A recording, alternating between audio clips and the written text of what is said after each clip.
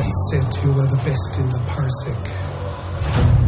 Welcome to Parsec Passion, a podcast about Star Wars TV shows. This week we're talking about Andor, or as Luthen calls him, Cassian Andor.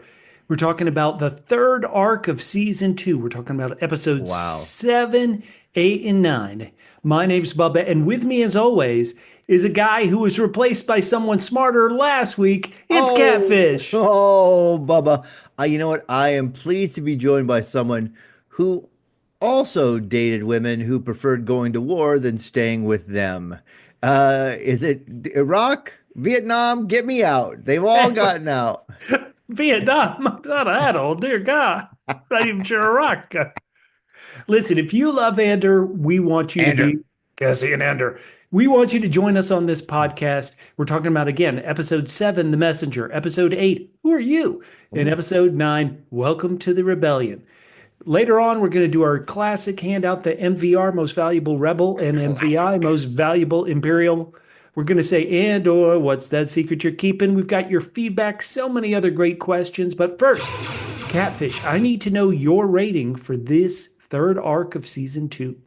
I'm going to give these episodes, arc 3, 9 out of 10, what I like to call double Bs.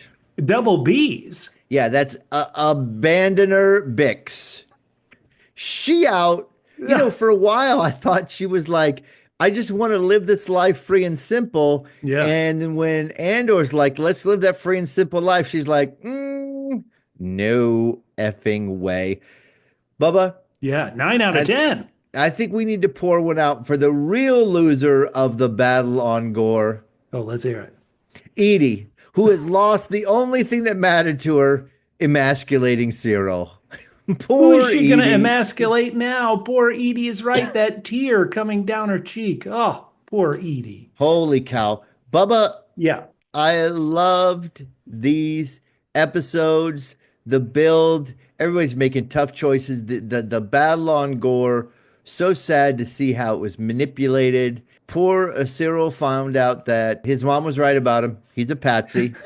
But, Bubba, I got to focus on Mon's speech to the Senate. And Bubba, I just have to read it here, and I just want to see if any of our, you talked about last week, a lot of our listeners are in America. And I think Mon's speech had me in tears only because it reminded me that we are being run by the evil empire. She says the death of truth is the ultimate victory of evil. Yep. When truth leaves us, we become vulnerable to the appetite of whatever monster screams the loudest. That hit me way too hard for a fantasy show on Disney Plus.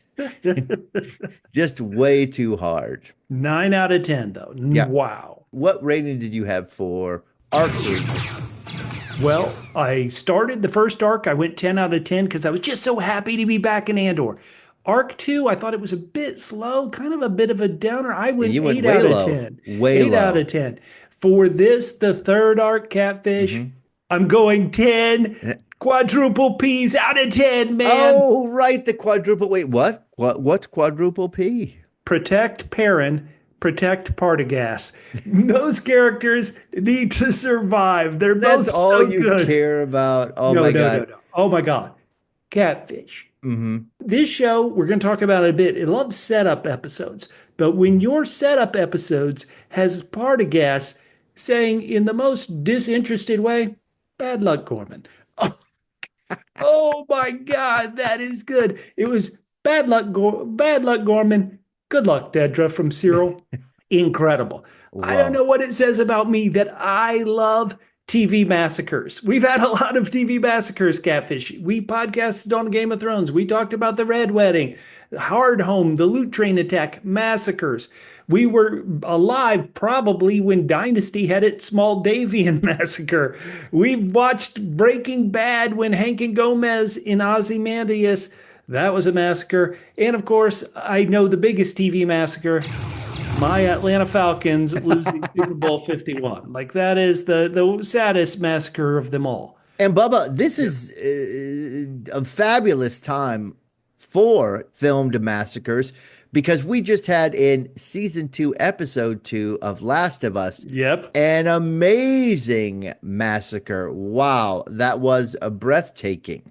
And this Ghorman Massacre, 7 was a build-up episode, but you could feel it. You know what's coming. Everybody knows what's coming, except maybe the Ghormans. And Syril. The last to know, right? Incredible. 10 out of 10. I did have little problems I'll mention maybe with episode 9 or little things. The build-up to it, the massacre, the way it was a snowball running downhill that nobody could control. Incredible. Incredible. I loved it. You're 9 out of 10. Listeners, tell us what you think of this middle arc, episode 7, 8, and 9 of the Ghorman Massacre and Mon's fleeing from the Senate because, is this some of the best Star Wars we've ever gotten? Probably, but we want to know what you think. If you're on YouTube, go down in the comments. If you're on social media, at @PHQ on all social media apps. Now, Catfish, you weren't here last week. I mentioned that I thought the second arc was a bit slow and I gave it a tough rating. What kind of ratings did you give to episodes 4, 5, and 6? Bubba, yes. I had a new rating system for that one. I gave it 8.5 out of 10 reverse ABCs.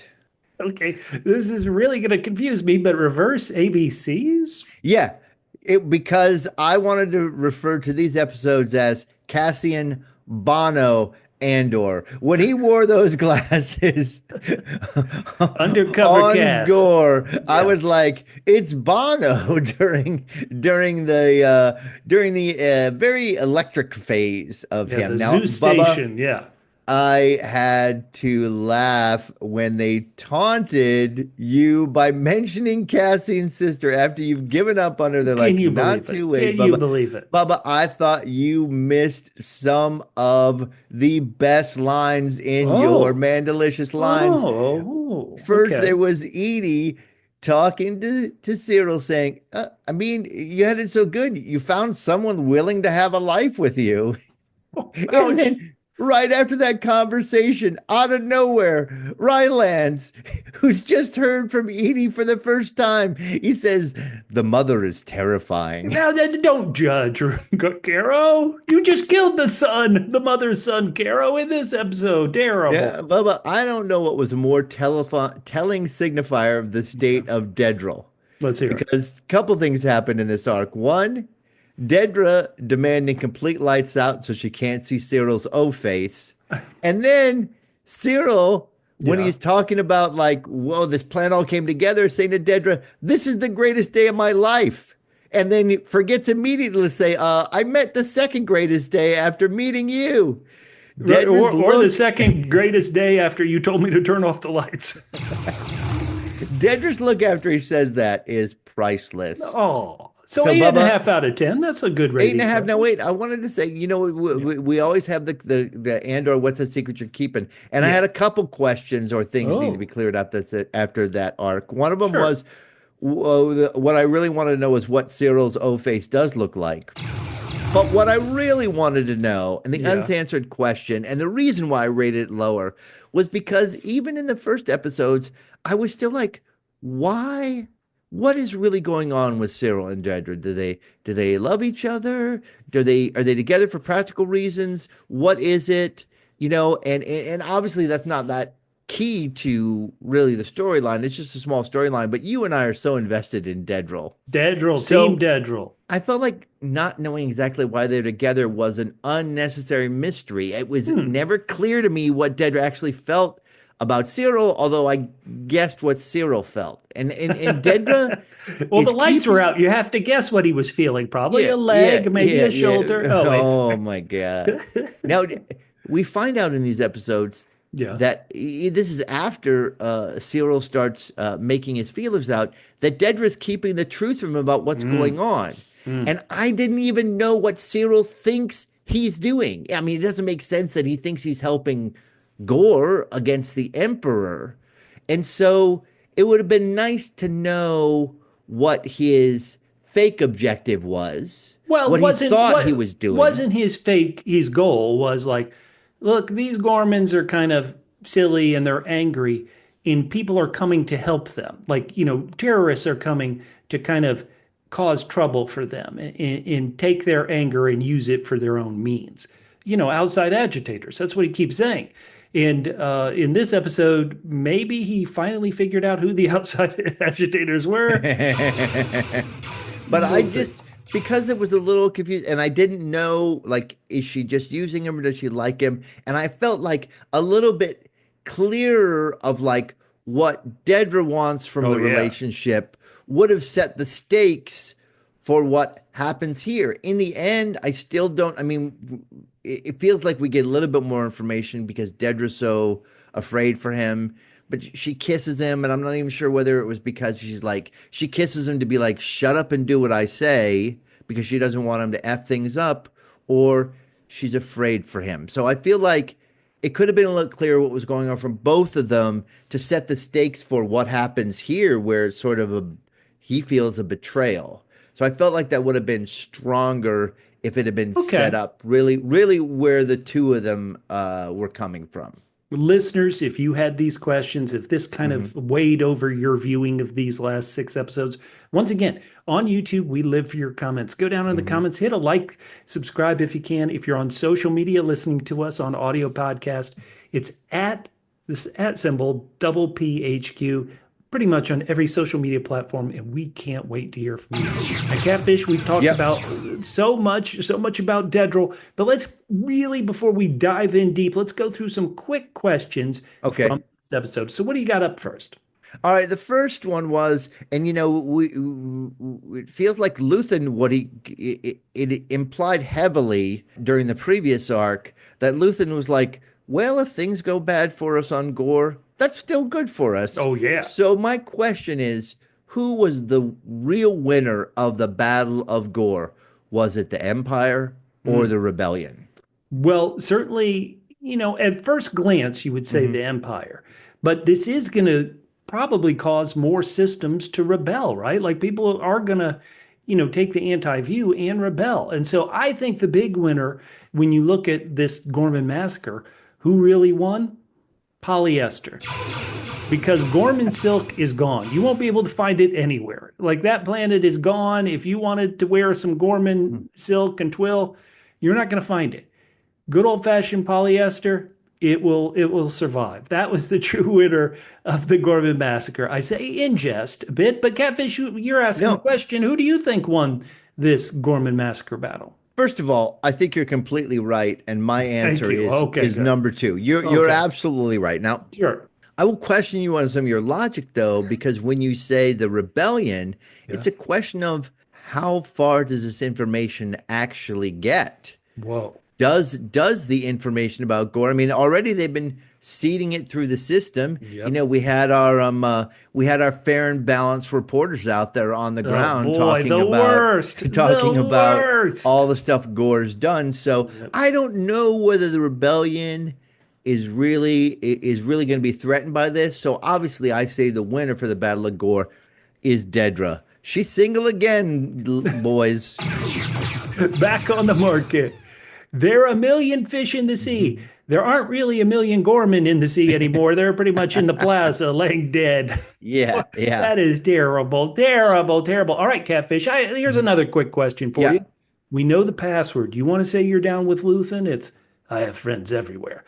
Is that a phrase you should be comforted by, or because it's Luthen and the Rebel Alliance saying it, you're like, ugh? Is there a phrase you should be comforted by or terrified of more than, I have friends everywhere? I mean, it's not really fair when we've heard it a lot, but when Luthen says it, it's terrifying. But to be completely honest with you, if I was waiting on Luthen and he said, I'd like fries with that, I would be terrified. So basically, he wants fries. Luthen could say, okay, and I will get them for him. Oh, good. Okay. Thank you. However he wants them. All right, Bubba, should you be comforted or terrified if someone comes up to you and says, I have friends everywhere? No. It would make me comforted. Hey, I want to be down with Cassian and Bix and all the fun people. What would terrify me is kind of what happened in that final episode 9. is anybody yelling out and pointing at me, he's a rebel spy, because you immediately get shot. Even if you're not one, like the sucker. That's what you don't want in to hear somebody say about you. You're like, uh-oh. And that is also a great point. Bubba, I'm Yeah. rusty. You're bringing it hard. All right, here we once go. again, you answered that question correctly as well. Even though you didn't actually answer the question, you still got it right. Well, Catfish, we always talk about feedback. Listeners, we want your feedback. A great loyal listener who's been with us forever, Link Hogthrob, who's at Link Hogthrob on Blue Sky. They wrote, about Andor, I'm trying hard to stay interested. It's slow. I'm trying, man. I'm trying to hang in there. LOL, this is a first world problem for sure. So, you and I have rated these 3 episodes really high. We were a bit down on 4, 5, and 6. We're still positive though, right? So are you feeling it is there something you would say or think about Andor to people who do find its pace, kind of challenging at times? Well, Bubba, I'm gonna let you answer first because I think because first of all, you're getting everything right. So basically, whatever you say, I'm just gonna try to piggyback on to sound smart. When I read this from Link Hogthrob, who we love, good old Matt, I thought to myself, Andor is just an interesting show. If you look at episodes 4, 5, and 6, their plots, and 3 of the plots build to climax or, kind of their end goal and really climax in the 6th episode. Right. Or if you look at a normal TV show, and I was thinking about Game of Thrones. So you look at Game of Thrones in the middle of a season. So I picked season 4 for whatever reason. The 4th episode of season 4 has a climax of, a White Walker has taken a baby and turned it into a White Walker. Then the 5th episode has this great battle where Jon Snow beats a bunch of people at Craster's Keep. Then the 6th episode has this great ending of Tyrion on trial for murder. And I thought, if this was Andor, all those 3 climaxes would be crammed into one episode, and then 2 episodes wouldn't really have climaxes or kind of, fireworks factories. And so I thought, well, you could have formatted Andor like, okay, the end of episode 4 is Clea retrieving the microphone, and then the end of episode 5 is the Ghorman transport climax. And you could have had a climax at the end of episode 6, suddenly with Bix, getting her revenge on Dr. Gorst.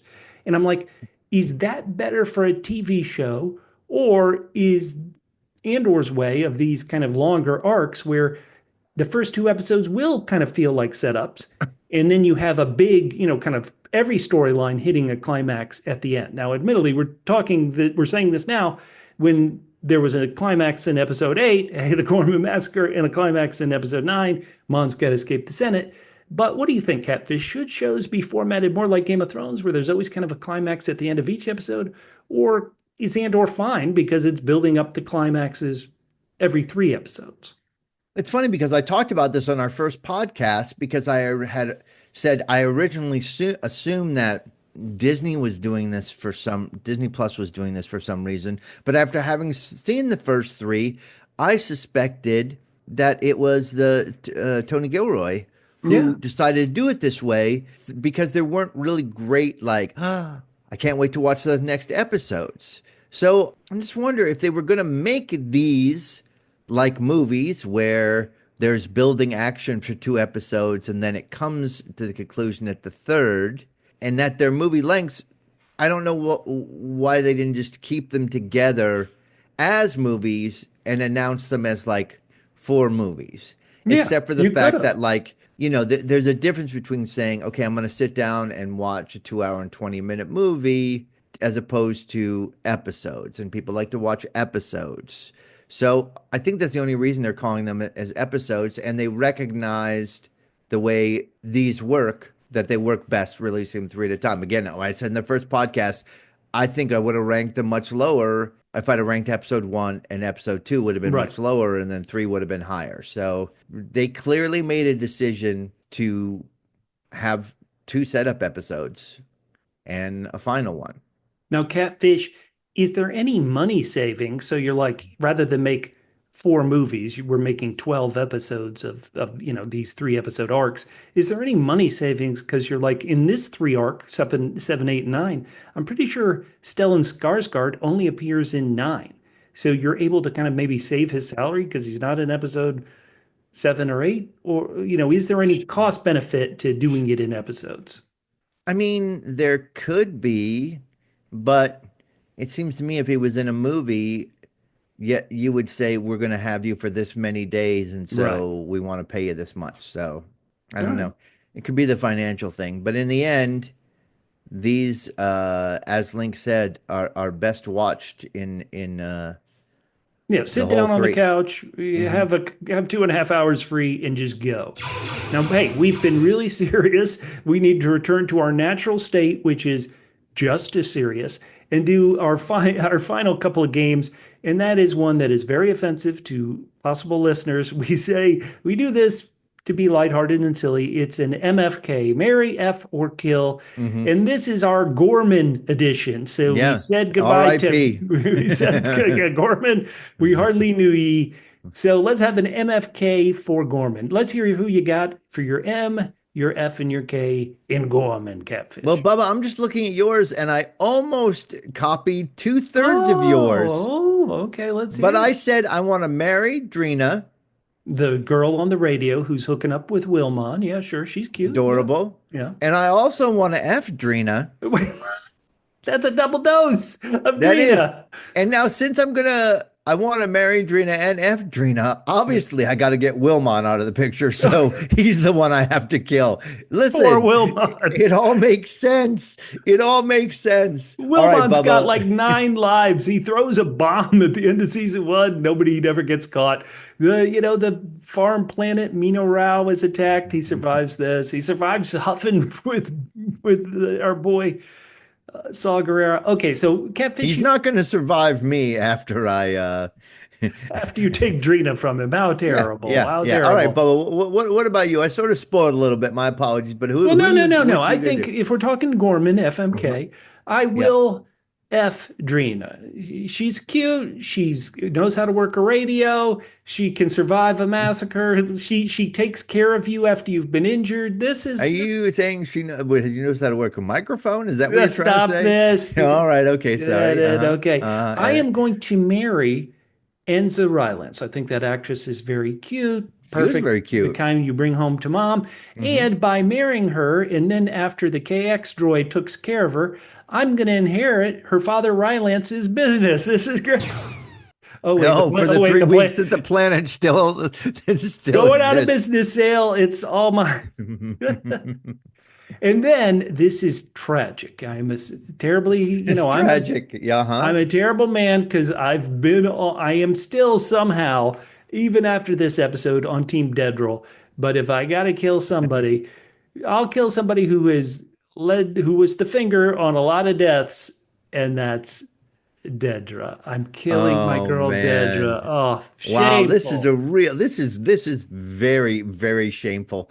I would have never, oh, maybe did I kill Dedra earlier? I think I might have already Wait, killed what? her in an MMK. How dare you? Anyway, yeah, no, I almost went with Enza, but I just decided, No, she's you know, cute. She has a mhm. good dead face. Uh, you You know, know, it's amazing it'll be an open coffin. in these kind of shows, Yeah, even in this one, people got blowed up much worse than her, and they yeah. were fine or relatively fine. As soon as she rolled to a stop, it was over for her. Yeah, well, I mean, that was a cement. She got thrown, what, 30 feet on a cement path. And if you can't land on anything other than your neck or your head. Ooh. Okay, so let's get to our final quick question of the week. And this is always a ridiculous one to have. But since we've done it for every episode of Andor that we've podcasted about, it's the Cassian sister of the week. This show began looking for Cassian's sister, and it began to immediately forget about Cassian's sister pretty much after about 10 minutes. So we still do it. Catfish, there are only 3 episodes left. Did you see Cassian's sister this week? Will she ever appear? What says you? Bubba, this is crazy It is because crazy. I'm crazy. no, what's crazy is that as I was watching the episodes last week, by the end of the last episode, I was like, It's Clea. Gaia. And Matt had said the same thing. Oh, wow. So we're the same thing. And the funny thing is, and again, I was like, should I even say this? Because I'm probably going to get in trouble. Andor's always been meeting with Luthen, Luthen. right. Has he ever met Clea?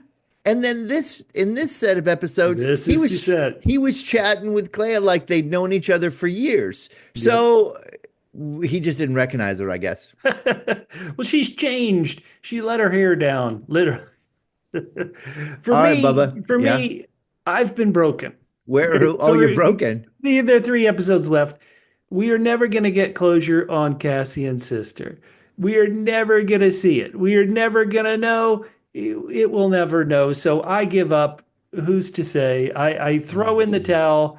Cassian's sister, we don't know yet.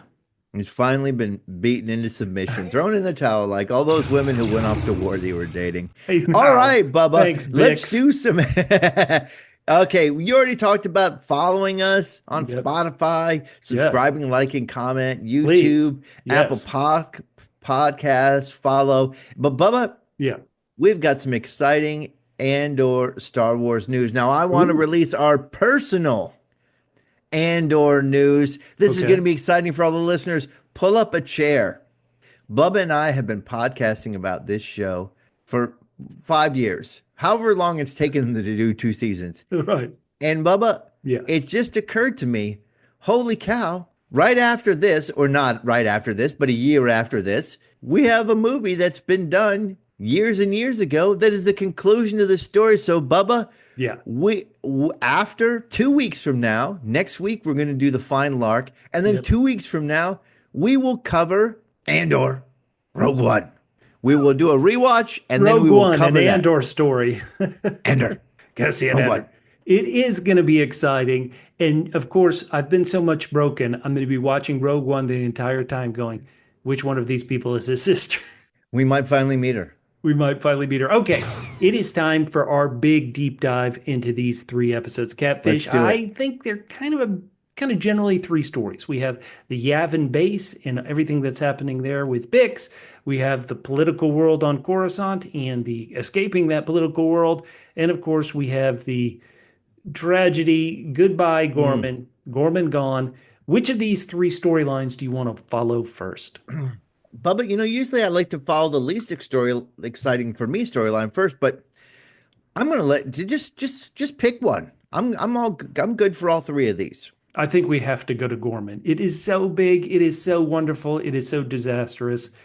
Let's dive in. Now, we join in episode 7. It's been a year. There's terrorism in Ghorman. The city is under siege. There's a curfew. The plaza, the big plaza where the monument is, the plaza itself is closed. You can't walk across the plaza. You got to walk kind of on the perimeter of it because, there could be terrorists out there. And But the one thing that was confusing me last time, the last set of episodes, when Andor goes in his Bono outfit, Yeah. and the bellhop's like, "We're not supposed to talk about what happened." I'm like, "Are you kidding me? People don't go like next to the hotel next to the Twin Towers, and everyone's like, we can't talk about it. You're staying at the hotel right next to it. Why wouldn't they let people talk about it?" Right. It's the You mean the obvious hotel with the attractions. view of the monument. Yes, exactly. We don't talk about that. Exactly. What are you talking? There's nothing out there. That's just a water fountain. Well, yeah. Well, let's be honest.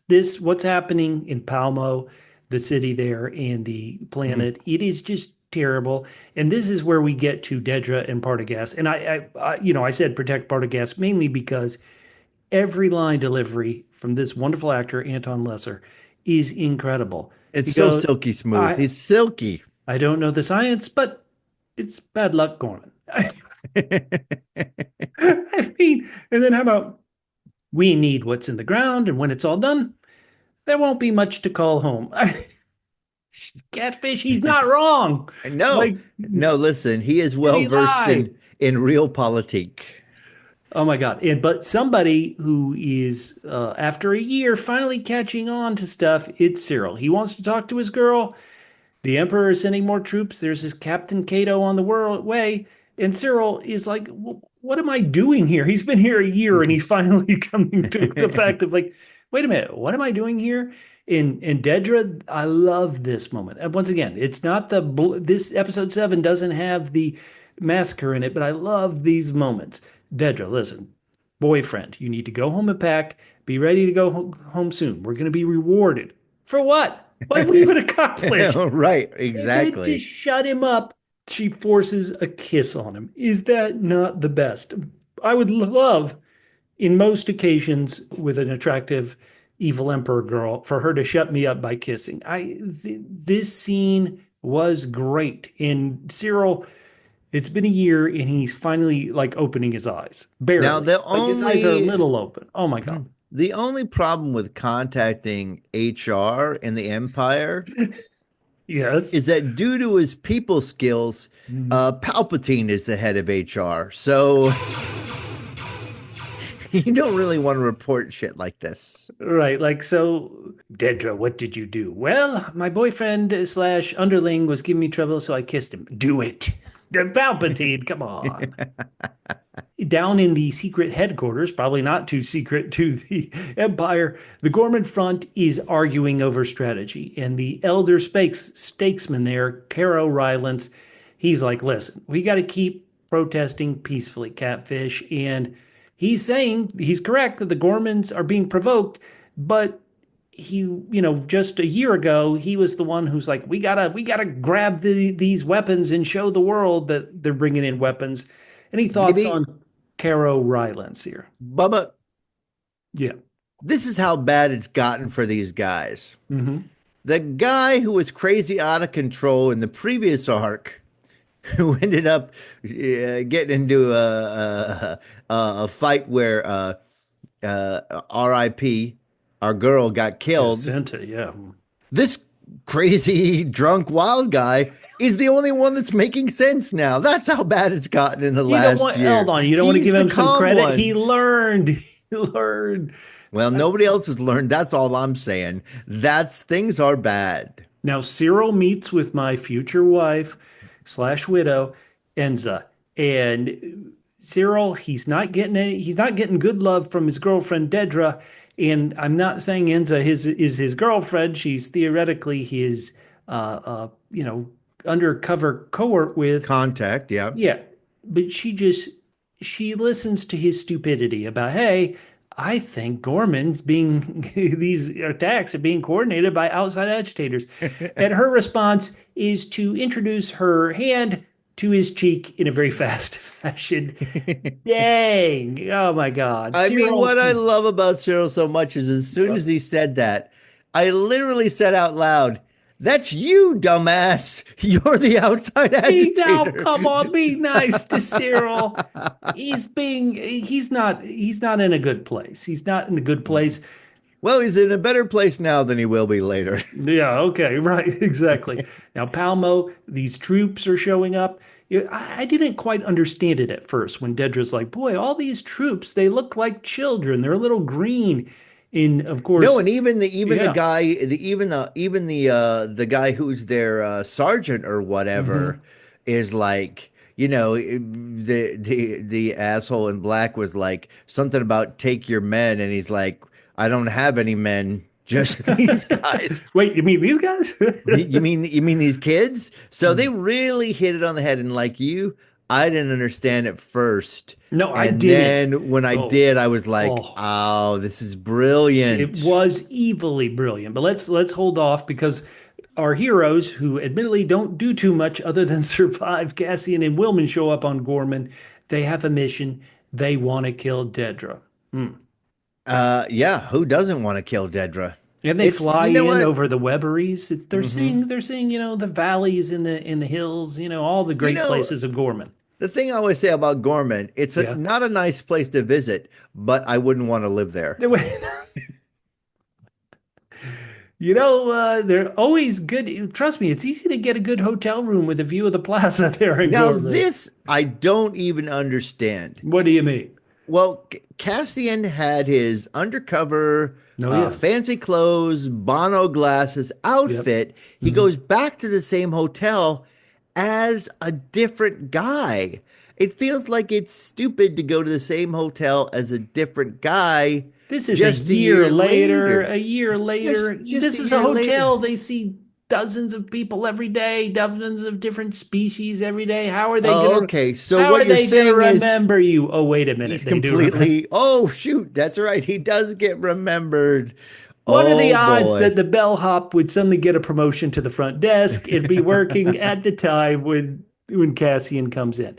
And you know, he warns Cassian. He says, "Listen, we almost have to report everybody checking into the hotel to the Gestapo. Excuse me, to the Empire over there.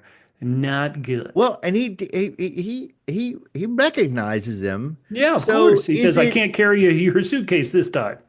is it is it that he assumes what Cassian did? Like, why does he automatically assume that Cassian is a good guy? Is it because he remembers how much sympathy he gave him last time? Like, it I seems a think little sketchy that he's not possibly suspicious of him. Well, Catfish, I think, and I haven't had a chance to go back and confirm. I think, in the second arc, the first time we really visit Ghorman, he was not part of the Ghorman front in those secret meetings underground. But I'm pretty sure in these episodes, you see that bellhop at the table underground at the Ghorman front. And we know Willman went there, so I think there's a chance Still, knows somebody's coming. right, but he doesn't know it's Cassian because Cassian was in and out in like 2 days and said this ain't happening. So he wasn't part That first year, that's of exactly the right. weapons stealing. So again, if you see somebody and they're representing themselves as somebody else, it would be dangerous for you to assume they were on your side with all the stuff that's going on. That's true with all the insanity that's happening to your Yeah, country. yeah. I could see that. Now, Cassian has a sniper rifle, and I think it's important to think about. We'll talk about it in a couple of weeks about how one of the big points of Rogue One is Cassian with a sniper rifle doesn't take the shot Well, in Bubba, that movie. And here he we're doesn't either because we're of going to count the times. I counted at least three separate times when he's got to he be a could have itchy trigger finger. he He's not. could he I mean it's like if you've got a shot, take it. It's not a great shot, but No. like what do you want her to do? Sit there and draw an X over her forehead in red? Like three times he refuses to take the shot. Yeah, I'm And saying. even when there's bedlam going on and a shot is not going to draw any extra attention to him. No, no, not at all. But he does this fun little spy maneuver and sees, oh, not only do I have a great view of the plaza, I've also got stormtroopers on my frigging roof. I mean, this is like, oh good, oh good.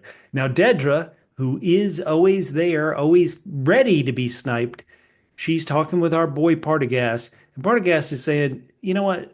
Yeah, you can let anybody know that the diggers have landed on the planet. We're done with local rumors.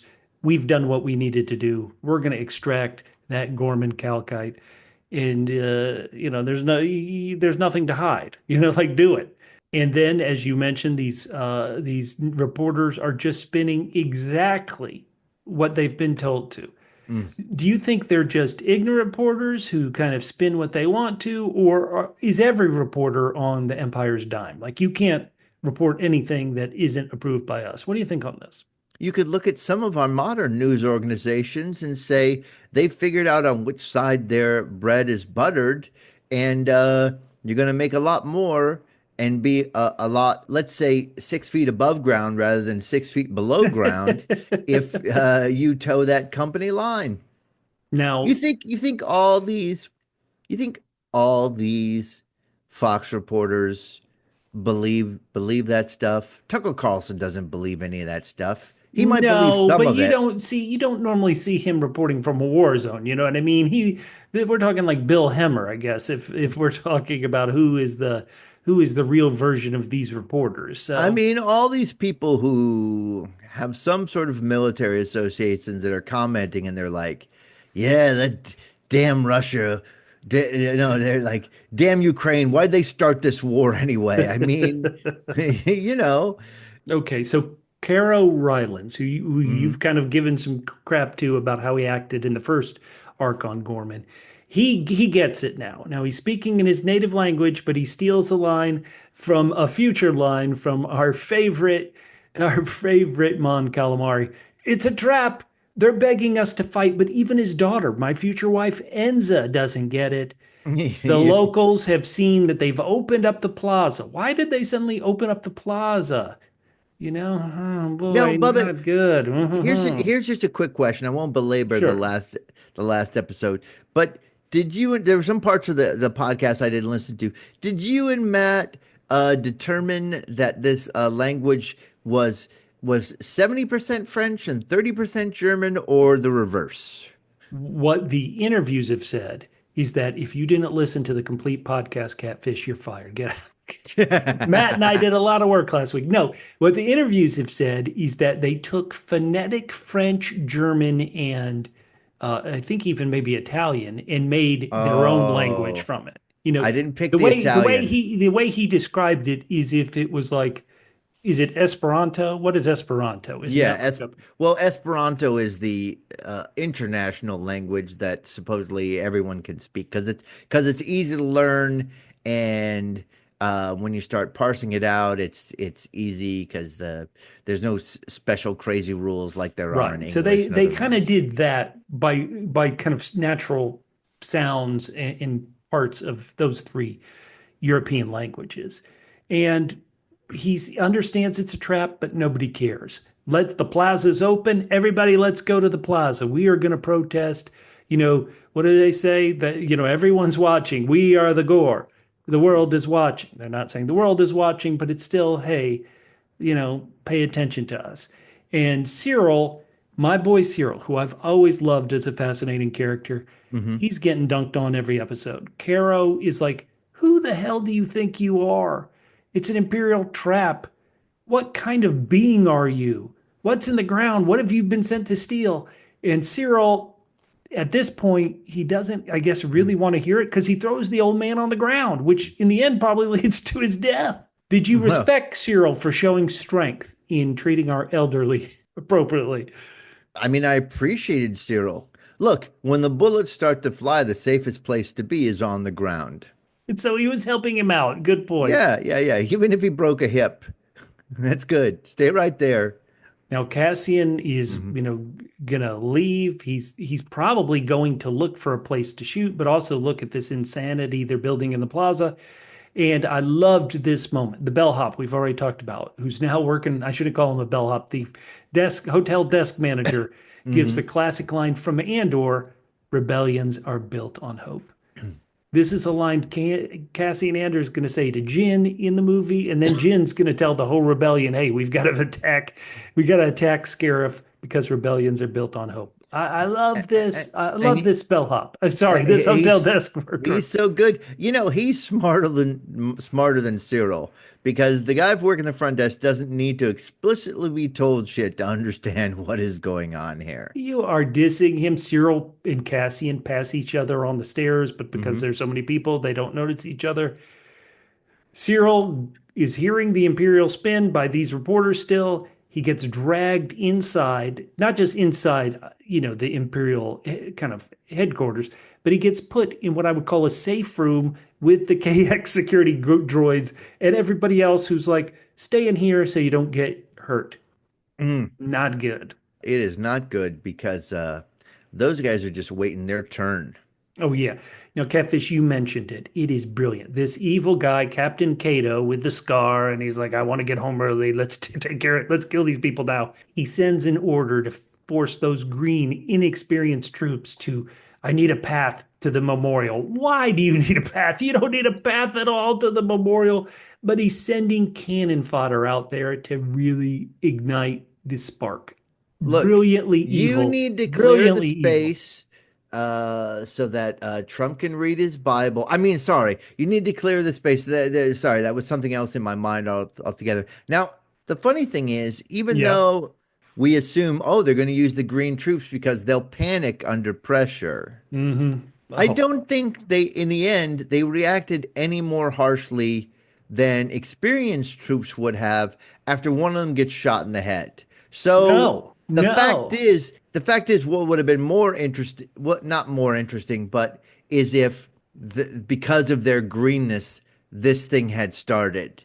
It started because they had somebody planted on the roof to start shooting at the guys, and no That matter how experienced they were going to start thinking they were attacked and let me fire back. go, let me go, let me push back on you a little bit here for Catfish. Push it real good. In that I think it's unlikely what I'm pitching, but is there a chance that if you send experienced troops out into that plaza, that one of them might have been able to tell where the shot came from? Like these idiots, they couldn't tell anything, right? They were just suddenly like they were like, we get shot in the face, and they start would experienced troops start shooting unarmed people because that's who they shoot first. The first couple of people we see get shot are two women, and neither of them have a gun. Like I think an experienced troop, yes, they might All start right. firing everybody, true, but they would at least, I think, aim for what you would call dangerous targets and not just Got it. Got it. randomly the closest person to me. With Catfish, we're skipping over the song, which we know the music in Stone and Sky from the season one. Marva's funeral procession was so strong. Bubba. This Mhm. music was also pretty strong. Everybody united in showing they were pretty peaceful protesters until they weren't. After watching this episode, I can see how the galaxy would think that the Gores are snooty Oh, because come their favorite on. line is "We are Gore." Yeah. The only What's wrong sane with that? guy in the crazy meeting said "We are Gore" like 3 times. Somebody else said it a couple times, and considering how many times it's said in their anthem, that anthem must be called "We Are the Gore." They have a pretty high opinion of themselves, Bubba. Listen, We are the Gore. No further explanation needed. oh, say, can you see the United States of America from the dawn's early light? We are the USA, The- but so proudly we, the USA, hail, are so gallant, the USA streaming. See, You know, it's no different. the only way that this song could have been more snooty is if the Okay, sure, title of let's it hear was "We Are the Gore and You Ain't Shit." it. How about, yeah, okay. You know what? Let's move on to Okay, let's something. do I it. like the song. You're being silly and snooty. I like the song. I thought it was powerful. This whole scene was powerful. This whole episode was powerful. Hmm. Incredible. And what I want to move on to though is one of, I'm already tense. I'm already tense. But the is this, I'm not counting him pushing Carol Rylance down to the ground. I'm counting this as the first time Syril has really snapped. Like Syril has snapped.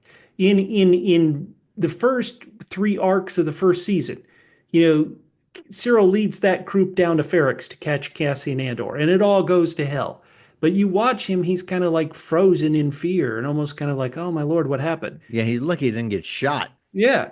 In this, he gets frozen in fear for a bit, but when he goes to approach his girlfriend Dedra, and he's finally like, what the blank are we doing here? He has snapped. He is snapped. Once again, he's the last one to know. Even the Gore know by this point. Syril finally knows this ain't right. We're not doing this. And he starts choking her. That Now, oh, go that ahead. freaked me out. No, sorry, you go. Okay. I just freaked me out. I was like, No, all holy I'm going to smokes. say is, how do you know that she didn't like it? Because I didn't hear her say her safe word. And you don't know what happens when the lights go out. Listen to me. I love that she gave up the ghost. I love that she told Yeah. everything. She said, we're going home, Cyril. We're going home as heroes. This began well before we got here. They've been playing it for years. They're doing this no matter what. We wanted to be together. Like she is, that is, I believe, very honest from her. Like she Yeah. is like, this, we're just here. She's almost like saying, we're not to blame. Like this is going to happen. We're going to go home happy. We wanted to be together. We're going to be together. And Right. then when he doesn't respond to that, this I think is a great clap back, snap back, where she's Mm. like, you didn't seem to mind the promotions. Oh, snap. And of Oh, course, yeah. he has snapped. So it didn't work. But damn, this was of a powerful episode of a powerful arc. This is one of many just powerful moments. It was like, holy smokes. And then he goes out into the crowd and he is shell shocked for a lot of it. I was talking about how he was shell shocked back in Ferrix in the very first arc of season one.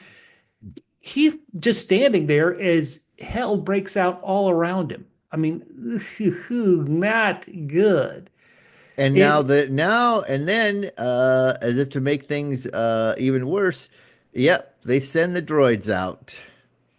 Once again, I don't know why I love Massacre so much. I don't know why this is so enthralling, but seeing those KX droids, one kicks a barricade and it just doesn't it pretty much flatten somebody? I mean, this is some incredible stuff, Bubba, man. the only person that loves massacres more than you What? is our boy, Yeah. because his face is tired from smiling so much right Look, now. Luthen's like, I'm getting everything I wanted, and look how great it is. it'll burn very brightly. Mm. Zoom in on the burning brightly. Good work, rebels. Oh my God. Now this in all of this, Cassian, who's like not even he's like a on the sideline or I guess a part of history, but not participating too much. Because you're right, Catfish, he's not a quick trigger. He will not pull the trigger. He had a handful of times where he could have blown Dedra away Oh, and say what you will, that it would not save the Ghorman. Like it wouldn't have done anything. But taking Dedra off the board probably would be a good move, and he doesn't get a chance to fire. The best time he probably has a chance to fire is when Syril finally finds him. What do you think about this? oh man.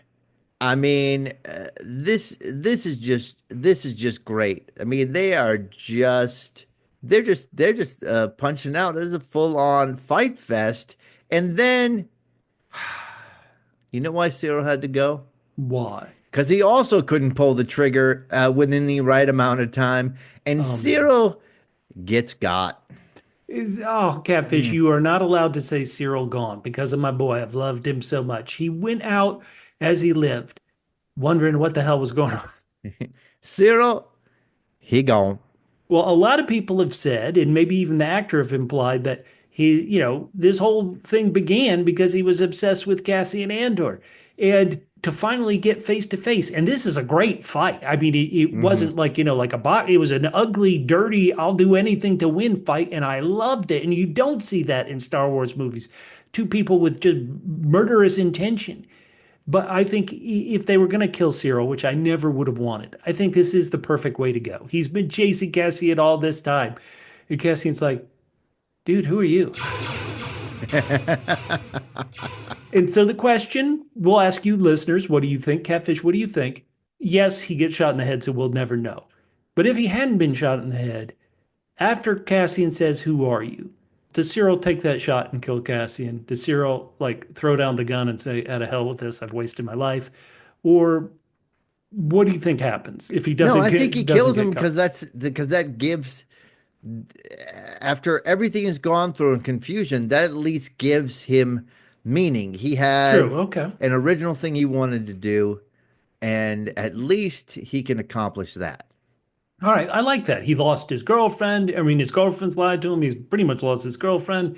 He's the last year and a half or however long he's been on this planet has been pointless. But this Yeah. one thing, this one guy who he knows did kill two corpo officers back on Morlana, okay.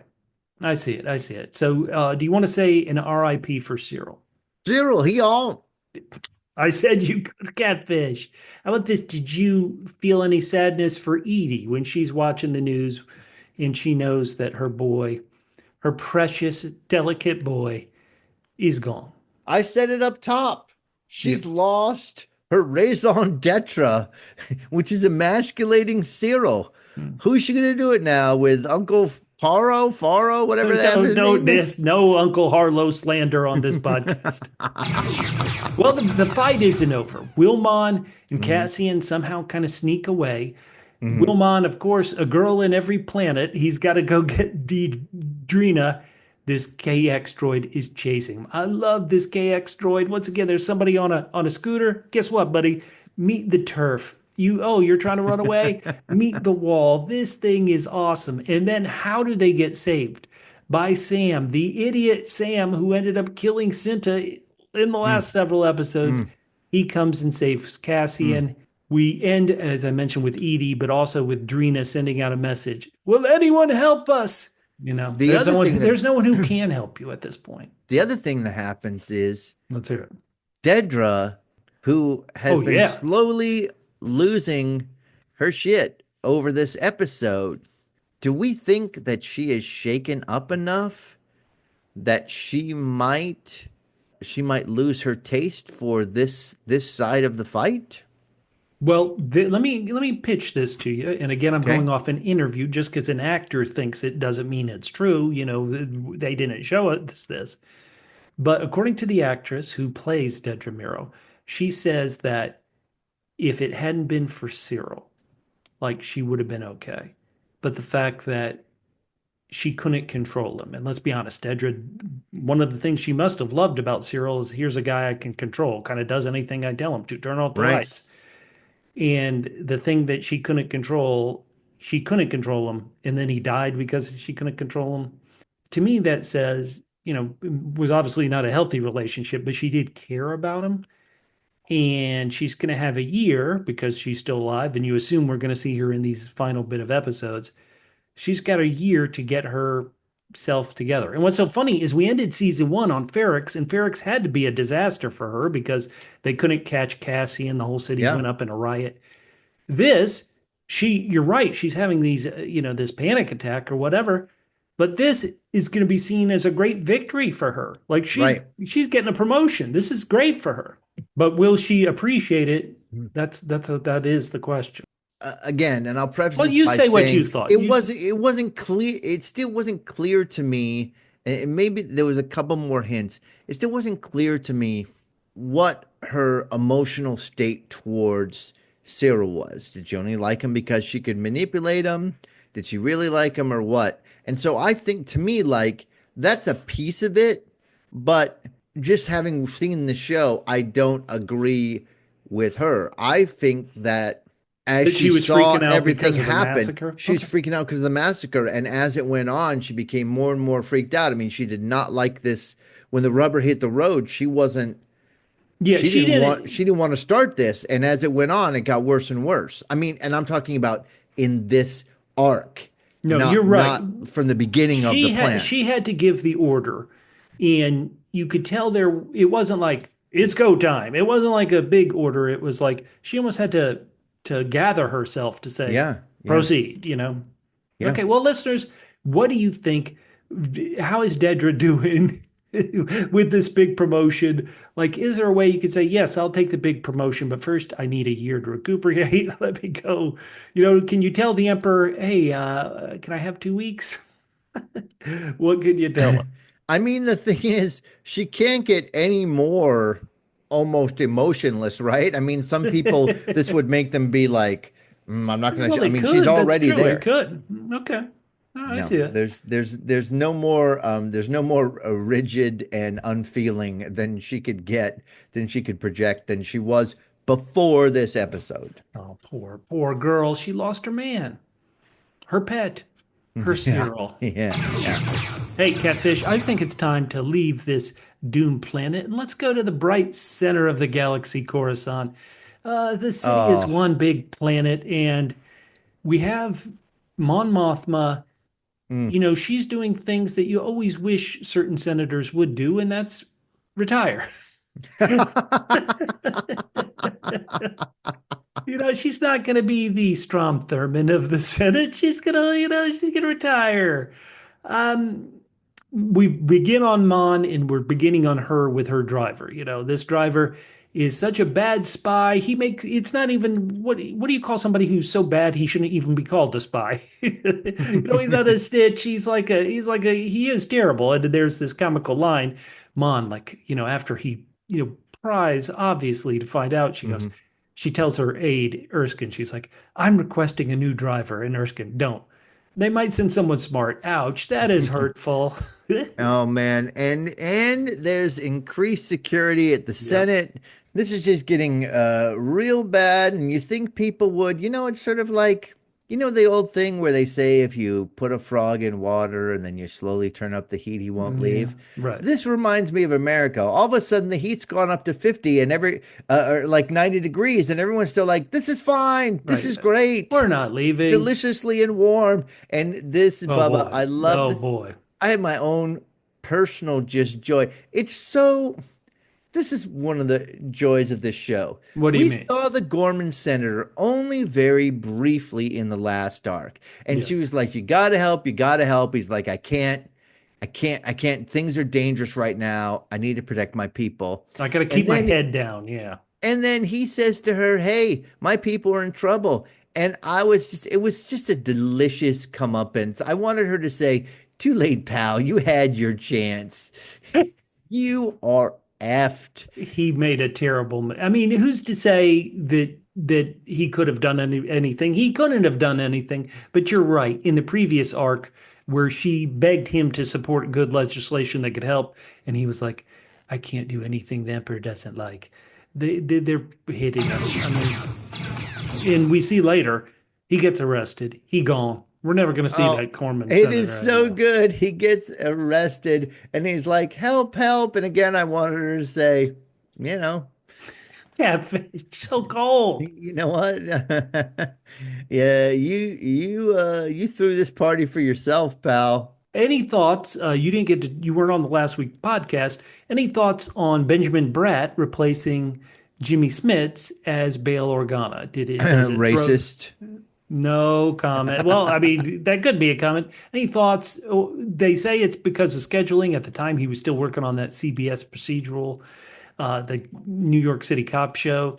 Any thoughts about Benjamin Bratt, or is he really just here to help Mon Mothma's storyline and not really add new shading to Bail Organa? Yeah, I mean, for me, he's just there to help her along. Although, I mean, we'll get to it, but he's like, I'm gonna keep my hands clean.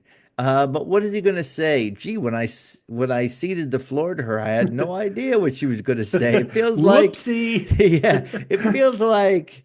And his plan is what? To keep his head down and join her like a year later? Oh I boy. don't quite understand what his plan is, but there you go. Well, maybe as part of the Senate, you could still find out things ahead of time, maybe, and let the rebellion know. Yeah, in this world we're being presented, it doesn't seem very likely. Now, speaking of unlikely, Cassian, okay, Wilmon, I'll go with you to Gorman, but this is my last job.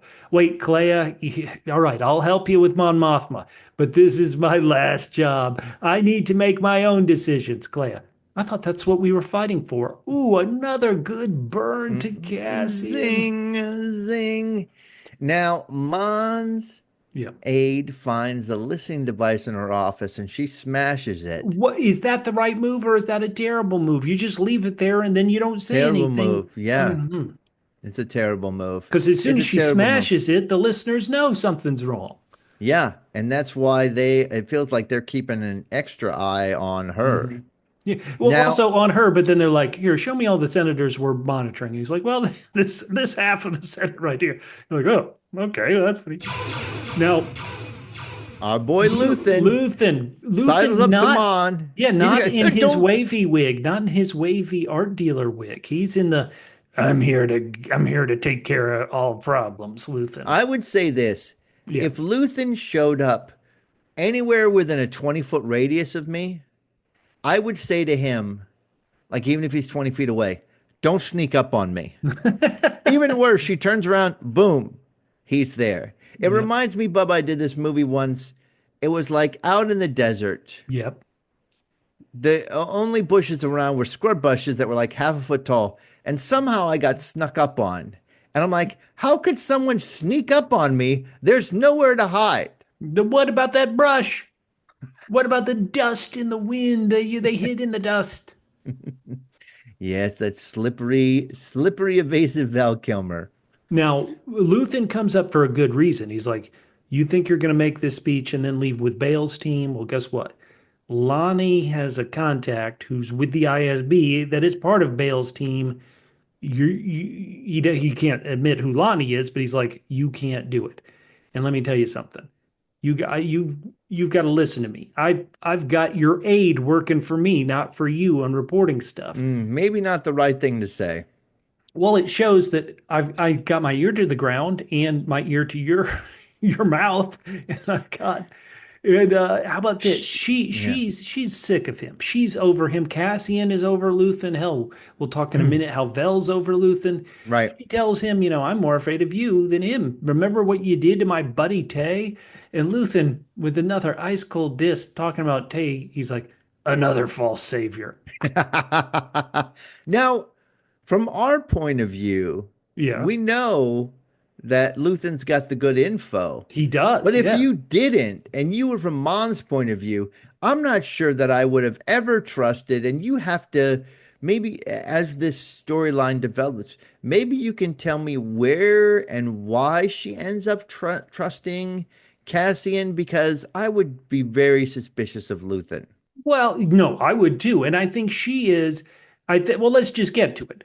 Okay. Cassian gets in, he's undercover, he gets in, she's making her speech, actually because Cassian takes her after her speech. What did you think of this big speech? You've already mentioned that it hits a bit too close to Earth reality. Yeah. I mean, I thought it was an incredible speech.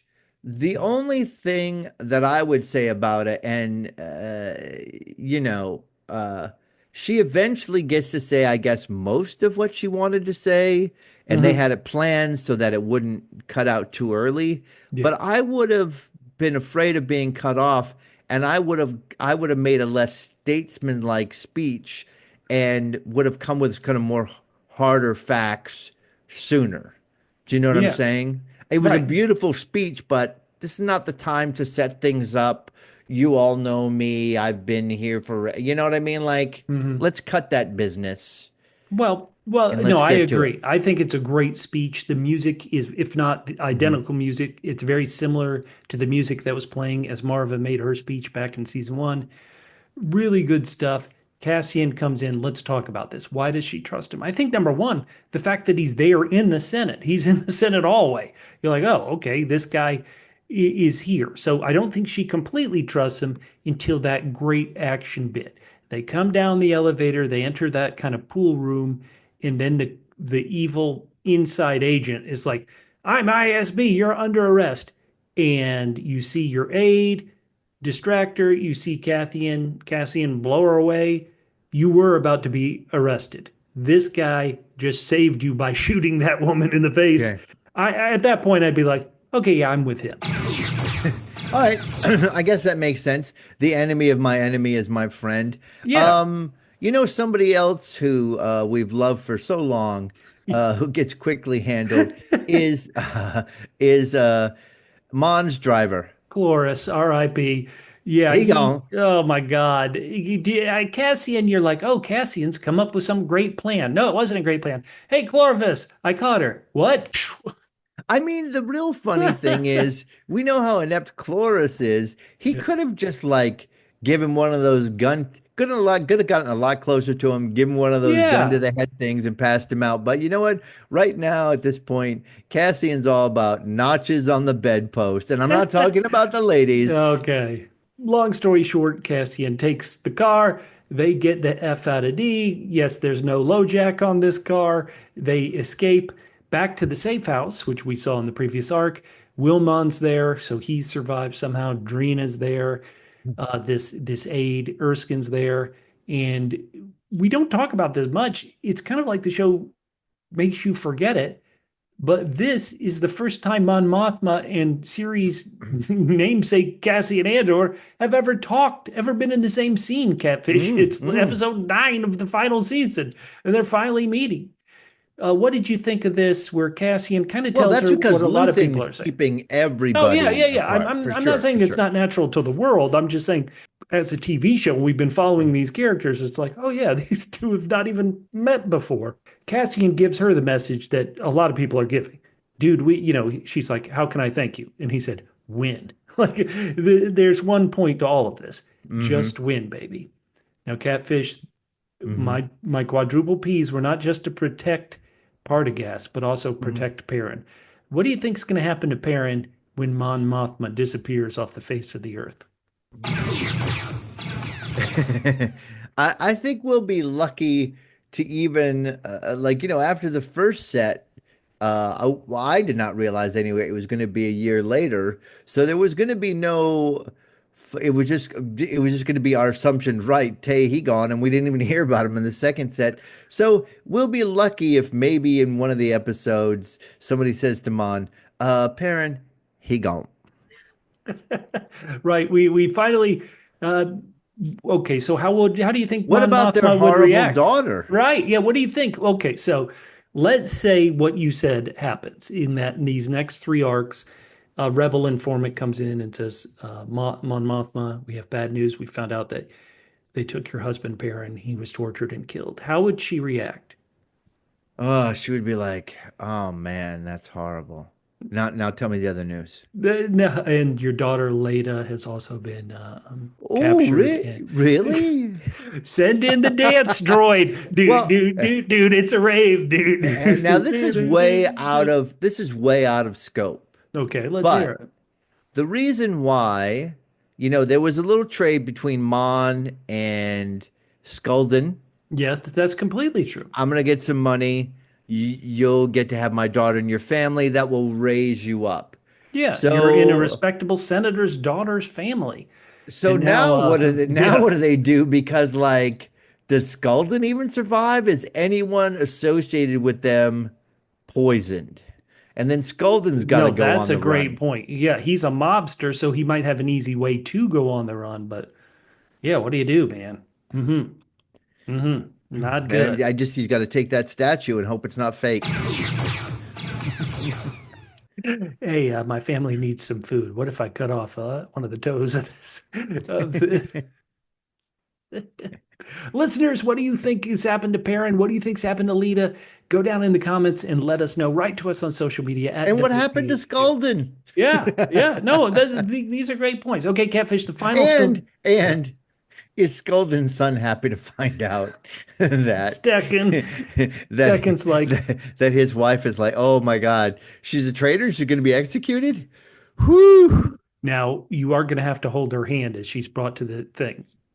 Just kill me now, Dad. I'm afraid. All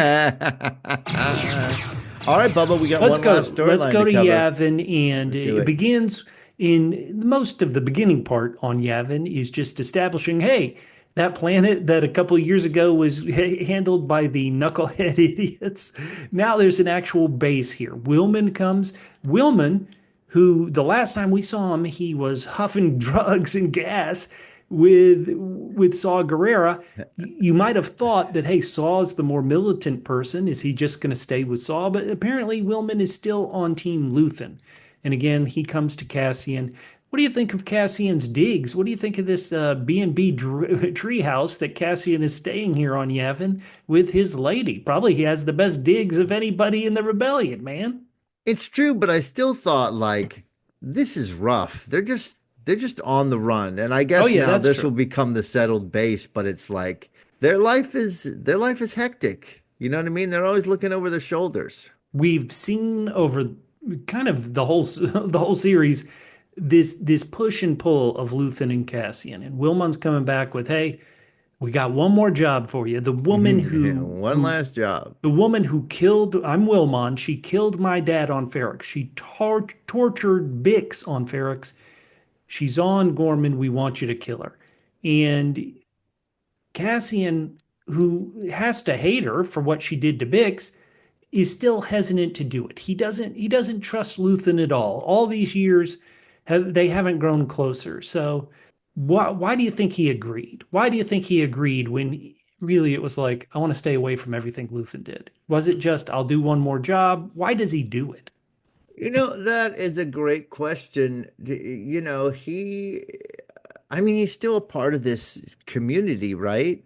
And it is weird. It feels like whenever we've caught up with him in the first arc, we started with him doing a job. Yep. But in the last two arcs, he's been like, oh, you got to drag me into another job. I've been Right. taking this time off. Let me live happily with this beautiful woman, Bix. That's what he'd really like. Hey, But I I got did my a part. Let me give me some peace. I got a weird question for you. This is, Sure. I mean, I assume that things are going to go sideways with Bix, or have already gone sideways with Bix. Maybe we don't see her again. Um, did you ever buy the two of them as a couple. They didn't have a lot of. I never Well, thought they had very as much I talked, chemistry right, together. as I talked about with, I think maybe Matt, maybe I talked about it with you, because of these time jumps, we never really see them become an item. But I think when they are together, I have bought them as a couple. Mm, And what's funny though is they're a couple where every time we see them, they have trouble being on the same page. Even in something as light, and I call it as light as Cassian, you've got this blaster burn on your back. We're putting the cream on it. Why don't we go see this woman who says she's a force healer? And Cassian, he can't take one, yes, my lady wants me to do it, but all I'm going to do is bitch and moan, even though, how could it hurt? right, and but Like I, she's like, I see a wound on your left calf. No, no, a no, catfish. no, it's not the She's left not the calf. woman It's at the on your carnival. knee. No, no, no, wait, hold on. Right Terrible. shoulder. Oh, yes, right shoulder. That's what I do the whole How time. terrible. Right shoulder. Now, Bubba, Yeah. so we go through the whole thing. Cassian checks out his shoulder, and it's a little It's a little better, better. Yeah. Bubba. And in the medical community, they call this the placebo effect. Thank you for listening to our podcast. We're done for this week. Yes, some of us have a bit too much time, and Yeah, so yeah, yeah, yeah, yeah. Bubba, I so wasn't here last week, so I had to really bring it this yeah, week. yeah. I wish you hadn't. You needed to leave it instead of bringing it. So what do you think? Let's talk about this for a minute. In just a minute, but this show hasn't had the Force. This show hasn't had the Jedi's. Now, the Force is talked about an awful lot in Rogue One, so I guess you do have to kind of bring it up. And it Right. is a thing, the one character in Rogue One is like, I'm one with the Force, and the Force is one with me. So you do have to bring it up, but this once again, this is the episode of the final season to finally bring it up. Did you mind them bringing up a Force healer and magical properties, or were you like, give me my realistic, uh, you know, spy warcraft I show? mean, I mean, for all the things we've seen that the Force can do, Hmm. like healing seems, while great, is low down on the list. Right, So it's not like somebody moved a starfighter with their mind. right. So I think it's good. I mean, I think Okay. it's good that we haven't had fighting with the Force or anything like that, just because again, this, like you said, exactly the right word, gritty. And so when you start to bring in the Force, it becomes a little less gritty. We need Gritty Force. That's the show we're going to pitch to Oh, okay. Star Wars Gritty Disney Force. Plus. Gritty Force. Now, Bubba, Yeah. our boy, Hmm. Draven, who, as you Yes. properly noted, is the dude from Sex Education who was in Rogue This One. actor, I love him. Yes. He was also known as the Get Me the Cheaper Ian Glenn. He marches across the Okay. yard. This is a fine actor, Catfish. Yes. And Wilman and Andor are like, we're gonna leave without permission. Yeah, He's wait a like, minute. listen, he's like, excuse me, I'm gonna put you on the manifest Oh, here. yeah, of course. And Andor's like, are we rebels or what the hell, man? I'm like, I gotta get this stamped by somebody. I'm doing my own thing. Well, let's talk about that. Okay. If you're a rebellion, Luthen has passed down to his two agents, Wilmon and Cassian. We got to be secret. You can't tell anybody. You tell anybody, it could get out. It could reveal everything. So are they, is that the Luthen in them saying, hey, give me rules and don't give me the freedom to do what I want to do? To hell with you, I'm leaving? Or is this guy, what's his character's name again? Draven, is he right? Where it's like, we're trying to build our own army. Armies need to follow leaders, or else they're a mess. They're like the Green Cadets in the middle of Gorman Plaza there, right? Well, and not just that, I mentioned in the first arc when Andor had to deal with those idiot rebels who, No, the when they worst. lost their one guy, there was no clear organization and set of rules. So that also shows the difference here that now we have, all right, listen, we're a rebellion, but there has to be rules.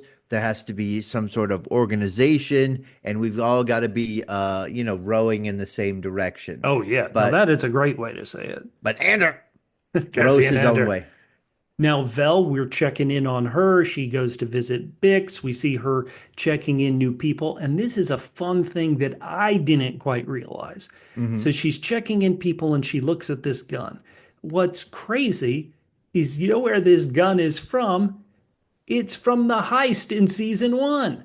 Oh my So God. this gun, if you actually track it, so Cassian he was working with Vel and everybody on the Donnie heist, and they go in and they steal the Imperial credits. Cassian takes that gun with him. He goes to the beach planet where he's retiring, and he stores his gun and a bunch of stuff above a shower. Then he gets arrested. He goes to Narkina. He breaks out of Narkina with this guy named Melshi.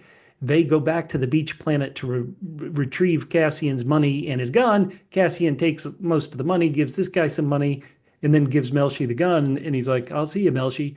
And suddenly the gun shows back up, and Vel is like, how the hell is this gun here? And Melshi's like, excuse me, that's mine. And so, hey, what a fun thing. And Melshi, of course, is going to be in Rogue One too. He's joining the cause. The gun has gone full circle all the way to Yavin 4. Amazing. Amazing. And now let's just get to the end of all these episodes, Catfish. Cassian comes home. He's done two one last jobs. He did Ghorman as one last job. He got Mon Mothma out of the Senate as one last job. He tells Bix, he's like, Bix, let's get out of this. Let's leave. And Bix, because of the Force healer, because in the last arc she says, listen, if we're going to do all this, I want to win. Cassian, you leaving the rebellion means we may not win.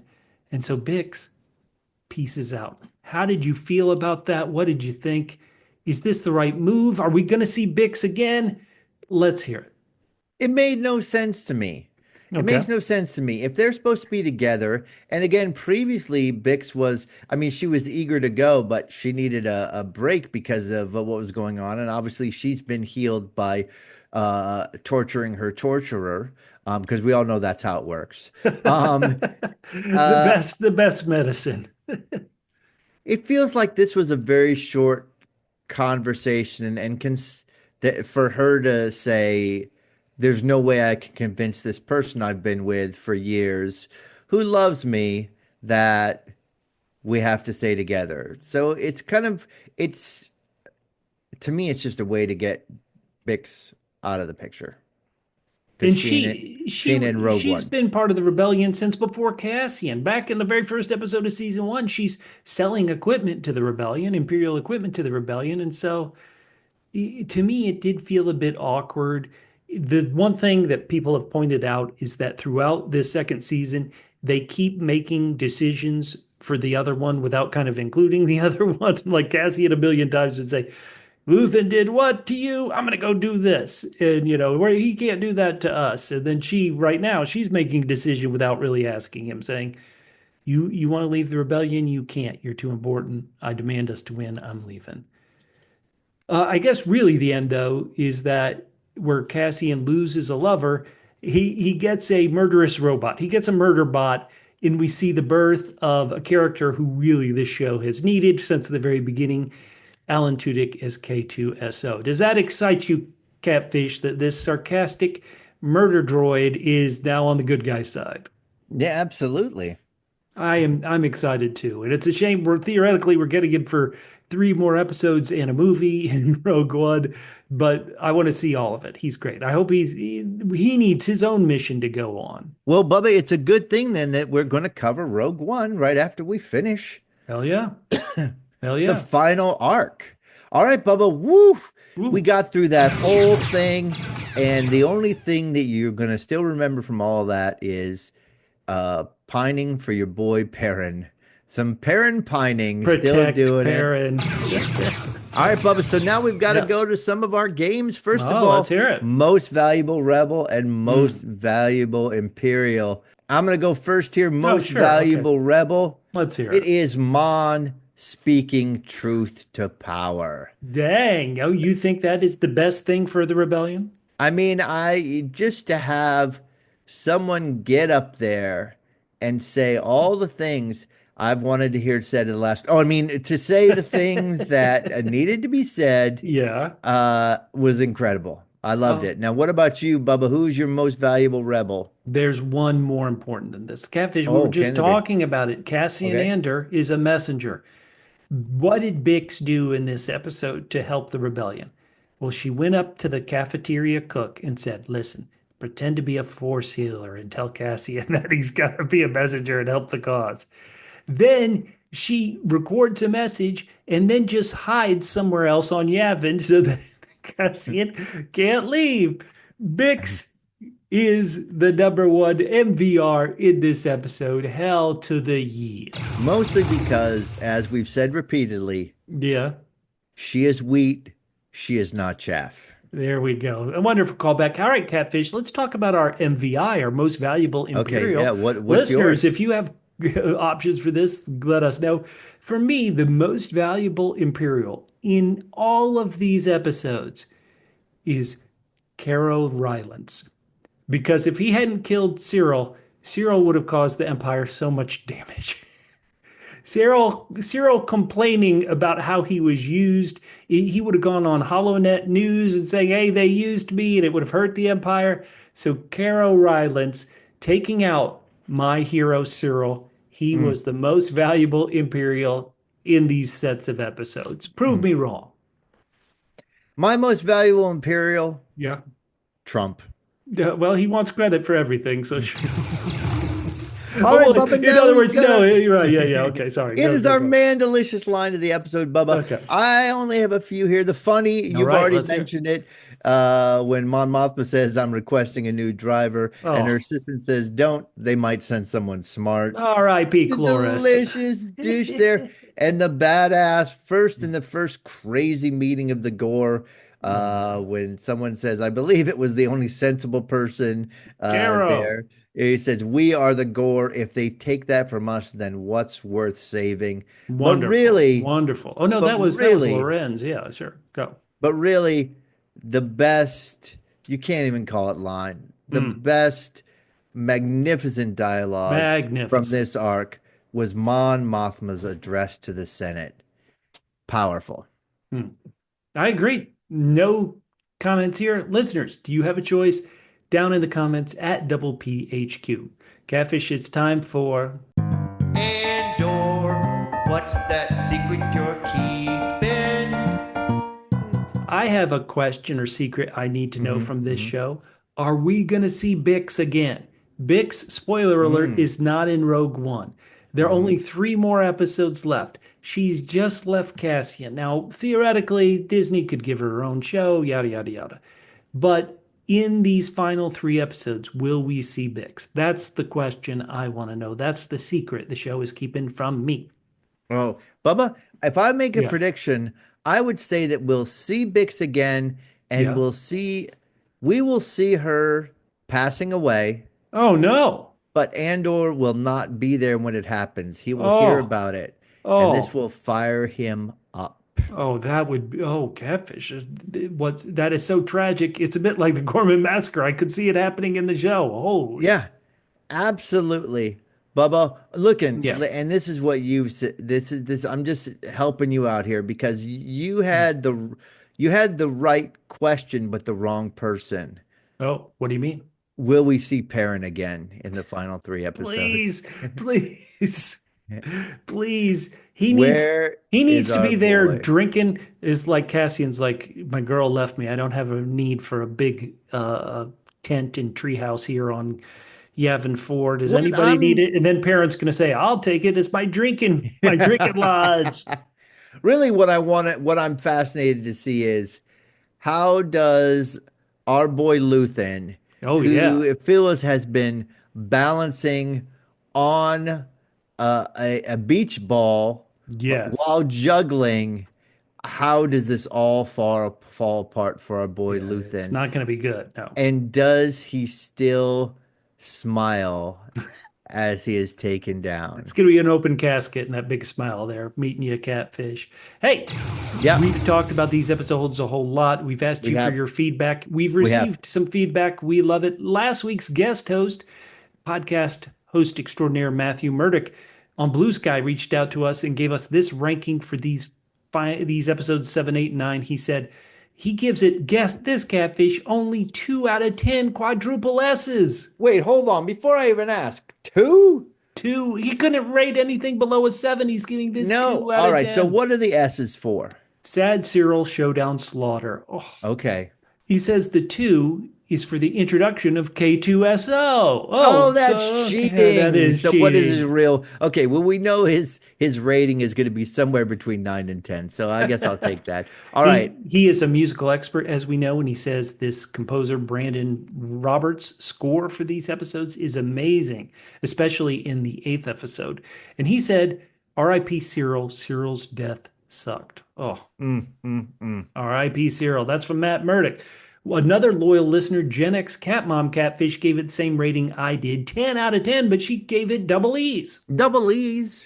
Exhilarating exits. Oh, man. She said the pacing of these 2 episodes, especially 8 and 9, was fantastic. Barely a minute to catch your breath. When it slows down, you get scenes like, Who Are You?, which left my jaw on the floor. Seeing who and how they helped Mon leave the Senate was a wow. But now, do you agree with Gen X Cat Mom here, Catfish? She says, Dedra can die now. Ooh. Oh, man. You want to see Dedra die? She's already lost her purpose for living, which was to take over from Edie and dominate Syril. Oh, man.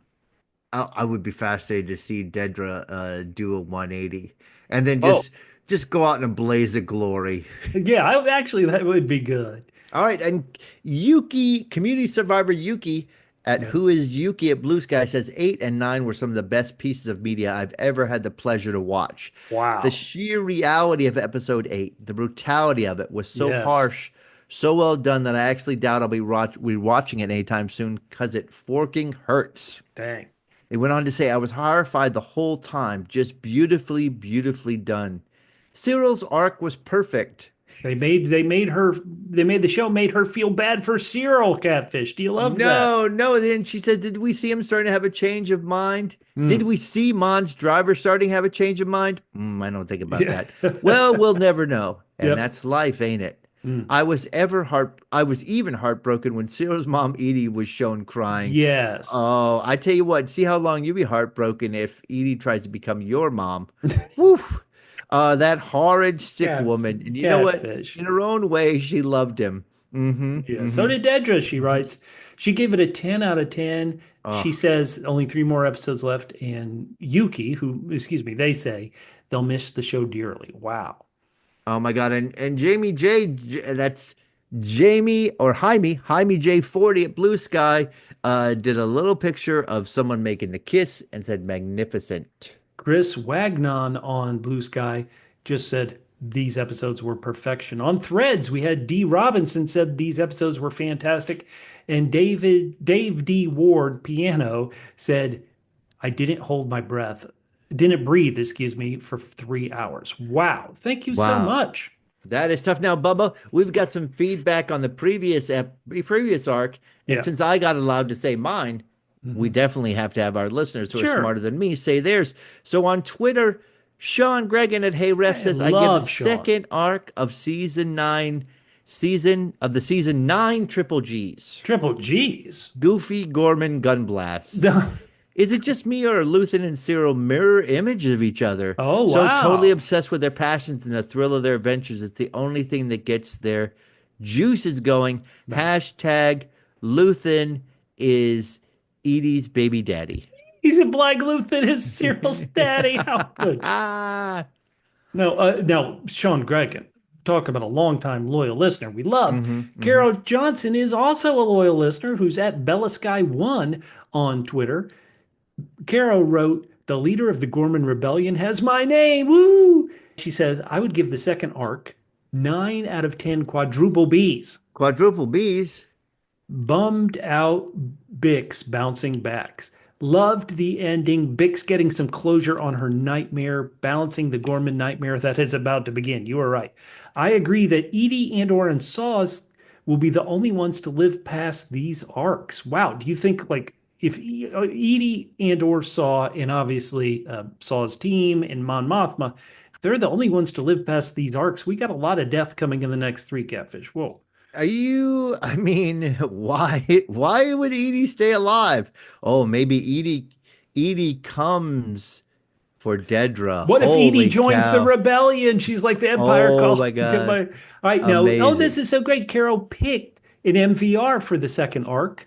And Got she it. said it was Bix because Bix was the most valuable rebel for killing her demon. And she said the most valuable Imperial was Lonnie because he was helping out his fellow co-workers with their burdensome secrets. Very good. Thank you so much. All right, and on YouTube, another loyal listener, Zephyr Cat 7 says, "Woohoo! Matt is back. He is definitely the best guest host." Wow, thank you. Whoa, damn.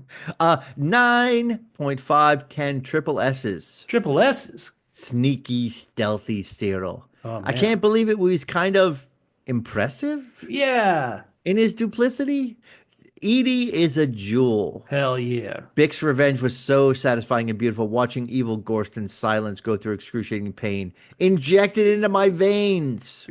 Glabdo 5000 on YouTube gave the second arc 10 out of 10 double M's. Double M's. Matt Murdock's out of 10. Oh, Thank you so much. Now, Mott Neocon said these episodes had her dancing with trauma, more like dancing with booze. I think that may be about the first arc, but thank you very much, Mott Neocon. Oh my God. And Carl Friedrich says, I would love that at least some of the key characters would have a non-spectacular fate, like the guys in this anime series, The Bad Batch. Okay. They deserved it. Tony Gilroy, Genevieve O'Reilly, Diego Luna, Forrest Whitaker, and Adria Arjona for Emmy. I heard you guys talking, by the way, about the Emmys.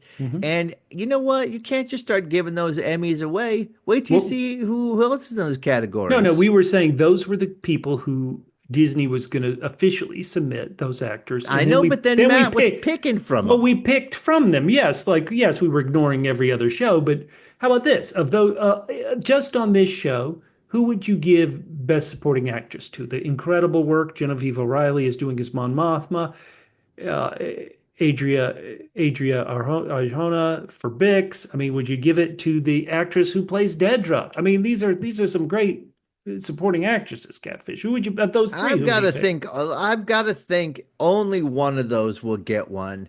And so I would think that it would be I mean, it's tough, but I think it'd be Mon Mothman too. All right, well here we got just two more bits of feedback. Darth, how do you pronounce that, Catfish? I would say Darth Tecalote. Okay, sure, that's what we're gonna say. I love the podcast's positive energy. Yes, thank you.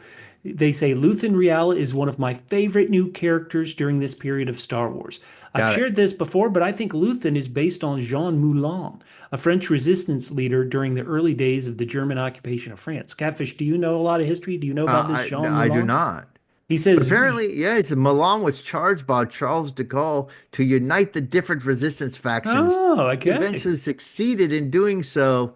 Unfortunately, in 1943, he was betrayed, arrested, tortured, and died while in custody of the SS. Oh, no. Like Luthen Rail, who we know won't survive, Moulin never witnessed the liberation of France. Man. Interestingly, shortly after France was invaded, he was dismissed from his government post as a prefect. So he used his personal wealth to open an art gallery. Here we go. All right. As an art dealer, this cover allowed him to travel freely throughout France and conduct clandestine operations with his personal assistant, Daniel Cordier, also a spy member of the French Resistance Army. Love how Gilroy enriches Star Wars lore with great characters based on historical heroes, villains, and events. Well, thank you so much. Oh, Darth rated all the episodes of season 2. He gave episode 1 an 8.9, episode 2 a 9, episode 3 a 9.6. Wow, episode 4 a 9, episode 5 a 9.6, and episode 6 a 9.9. Darth, right back. You're going to give all these 10 if those are your grades. I think. Amazing. And we've got one last bit of feedback from Threads. That is Rogue_Swan with 2 N's 3. Very good. Not as good as the first 3 season 2 episodes, in my opinion, but still a great watch. Agree, this is the best Star Wars stuff we've seen for a very long time. Well, since season 1. That was a long time ago, 2.5 years. It was. Guys, I can't believe it. Catfish, let us end this podcast. Is there anything you have to see?